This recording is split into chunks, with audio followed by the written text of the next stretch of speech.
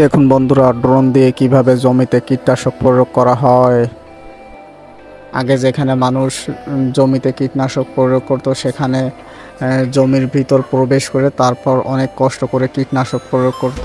আর এখন দেখুন, মিনিটের মধ্যেই কীটনাশক প্রয়োগ করতে পারতেছে ড্রোন ব্যবহার করে। আমরা এতটাই উন্নত প্রযুক্তির দিকে অগ্রসর হচ্ছি, এখন আর কীটনাশক প্রয়োগ করার জন্য ঘন্টার পর ঘন্টা সময় দিতে হয় না।